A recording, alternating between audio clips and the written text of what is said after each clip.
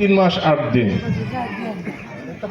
তো চাকরি থাকা অবস্থায় আমি একটু সিদ্ধান্ত নিয়েছিলাম যে আমি যদি পেনশনে যাওয়ার পূর্বে যদি আমি কোনো একটা পেশা পেতাম যেখান থেকে আমার কিছু হালাল রিজিক আসবে, প্লাস আমি সময় কাটাবো, কারণ অবসরের সময় তো খুব কঠিন সময়, মানুষ অসুস্থ হয়ে পড়ে, পাশাপাশি কিছু ইনকাম আসবে, এই চিন্তা ভাবনা করতেছিলাম। হঠাৎ করে একদিন আমি দাওয়াত পাই যে সোনালী লাইফ ইন্স্যুরেন্সে।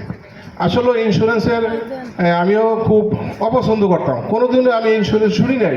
আমি যখন অফিস করতাম এই 6 নম্বর বিল্ডিংয়ে, বড় বিল্ডিংয়ে, তো 1008 নম্বর রুমে বসতাম। তো ওই সময় দেখতাম অনেকে ইন্স্যুরেন্স কর্মী আসতেন, ব্যাগ নিয়ে ফাইলপত্র নিয়ে আসতেন। আমি বলতাম না ভাই, সময় এখন নাই, পরে কথা বলবো, আসলে বুঝি নাই। যাই হোক, অমন একদিন আমি এক দাওয়াত পাই। আমার একটা প্রতিষ্ঠান আছে রাঙ্গামাটির সাংস্কৃতিক ইনস্টিটিউটের ডাইরেক্টর রুয়েল চাকমা, তার মাধ্যমে আমি ওখানে যাই। উনি বলছেন যে ওনার একটা দরবার আছে, এই দরবারের কথা শুনে আমি ওখানে যাই। ওখানে যাই দেখি জহুরুল ইসলাম মজুমদার স্যার আর ব্রাঞ্চ তাজুল ইসলাম স্যার দুজনে বসা, দাঁড়ানো গেটে। এনাদের দেখে উপরে লেখা দেখি সোনালী লাইফ ইন্স্যুরেন্স। আমি হারে কোথায় আনছে আমার ভেজাল জায়গায়, ইন্স্যুরেন্স কেন, এটা তো আমি পছন্দ করি না, এখানে আনছি কেন? যাই হোক, আমি গেলাম, আমাকে নিয়ে গেলেন আটতলায় স্যার কথা বললেন। বলার পরে এই যে ওবায়দুর রহমান স্যার, এজেম স্যারের কাছে নিলেন, যেহেতু স্যারের বাড়ি ফরিদপুর, আমার বাড়ি ফরিদপুর, স্যারের সাথে একটু কথা বললাম। কথা বলার পরে আমি বললাম যে স্যার, আমি দেখছি তো আমার বোঝার বিষয় আছে, আমি 7 দিন পরে স্যার আপনাদের এখানে আমি আসবো, ঠিক 7 দিন পরে, যেহেতু আমি সচিবালয়ের ভিতরে আছি, আমি এসে ওই ইন্স্যুরেন্সের কোথায় কি আছে নারী নক্ষত্র সব দেখে শুনে আমি এখানে আসবো, ঠিক আমি বলে গেছি। তারপরে দিন তো আমি অফিসে যাই, অফিসে যাওয়ার পরে যেহেতু পাশের অর্থ মন্ত্রণালয় যাই, ওই বিমা শাখায় যে আমি যতগুলি 36টা বিমা কোম্পানি আছে, প্রত্যেকটা বিমা কোম্পানি সম্পর্কে আমি তথ্য নিলাম। তথ্য নিয়ে আমি বললাম যে ভাই, আমার একটা ফাইলে দেখায়, কোন ফাইলের মধ্যে রিপোর্টে দেয়, ইজার থেকে রিপোর্ট দেয়, প্রতি 3 মাস 6 মাস বার্ষিক রিপোর্ট দেয়। তো আমি রিপোর্ট দেখে পরে আমি বললাম যে ভাই, সোনালী লাইফের অবস্থা কি, এটা তো নতুন কোম্পানি, বলে এর অবস্থা ভালো, অনলাইন বেস, এটা খুবই সুন্দর। তো ওটা দেখার পরে আমি ওনার কাছে তথ্য আনার পরে আমি যাই ইদ্রা। তখন আমার সচিব ছিলেন ইব্রাহিম খলিলুর রহমান স্যার, বাড়ি 14 গ্রামে আমার সচিব। উনি ছিলেন অর্থ মন্ত্রণালয়ের প্রাতিষ্ঠানিক বিভাগের এডিশনাল সেক্রেটারি ছিলেন।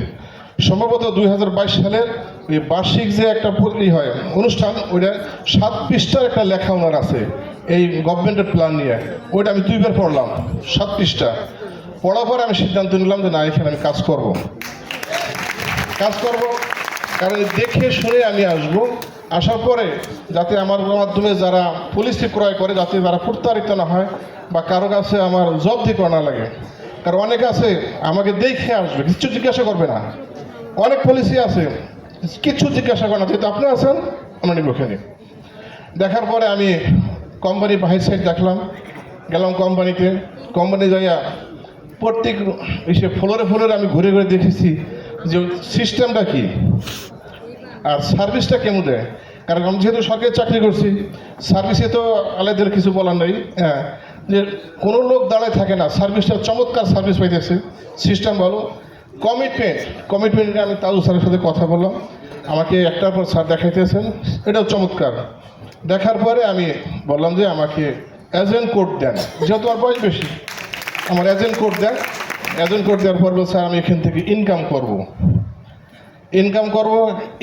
আমার চাকরি জীবনে 2 জনের চাকরি দিছি, 2 জনকে আমি সরকারি চাকরি দিছি।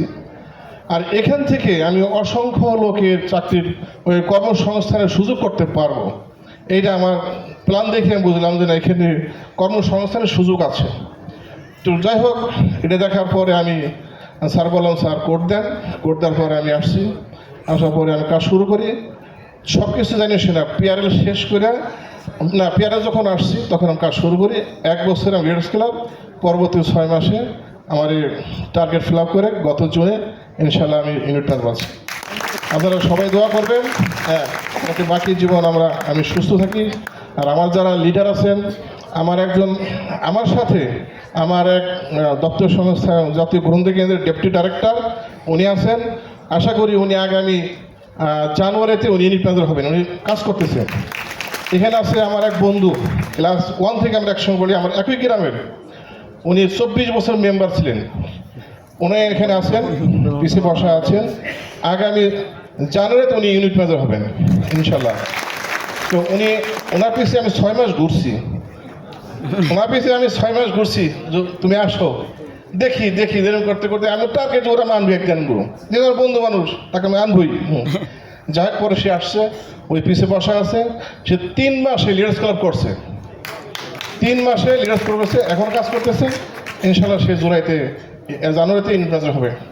তো আপনারা দোয়া করবেন, ইনশাল্লাহ ভালো একটা কাজ করার চেষ্টা করতেছি ইনশাল্লাহ। আসসালামু আলাইকুম।